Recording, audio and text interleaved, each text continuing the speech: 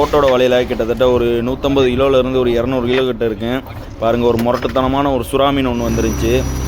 கடலில் வந்து நிறைய வகையான சுறா மீன்கள் இருக்குங்க. அதில் ஒரு வகை தான் இது. நம்மளோட போட்டு வந்து கிட்டத்தட்ட ஒரு 1000 அடி ஆழத்தில் வந்து இழுவையில் வந்துருந்துச்சிங்க. நம்ம போட்டோட வலையில் வந்தது தான் பாருங்கள். இதை வந்து நம்ம கையால் தொடவே முடியலைங்க. நம்ம இதுக்கு முன்னாடி இதை வந்து ஒரு 5 கிலோ 10 கிலோ சைஸில் பார்த்துருக்கோம். கடலில் வந்து கையில் வந்து க்ளவுஸ் போட்டால் நம்ம வந்து கடலில் தூக்கி வீசிடலாம். ஆனால் இதை வந்து கையில் நம்மளால் தொடவே முடியலை. அதோட மேல் எல்லாமே வெறும் முள்ளுங்க. ஃபுல்லாமே முள் தான். நம்மளால் கிட்ட அப்படி நெருங்கவே முடியல. அதனால் நம்ம கையால் தூக்கி போட போகிறதில்ல. அதனால் அந்த அந்த மீனோட வாலில் வந்து நம்ம வந்து ரோப்பு கட்டி நம்ம போட்டோட வீஞ்சில் தூக்கி அதுக்கப்புறம் தான் நம்ம இதை வந்து கடலில் தூக்கி போட போகிறோம்.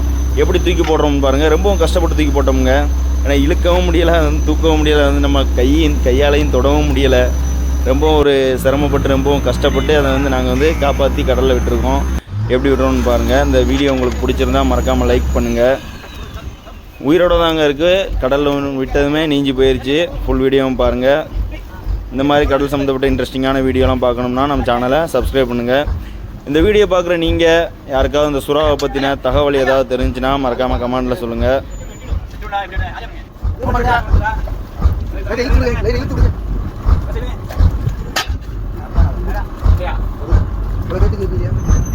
அப்படியே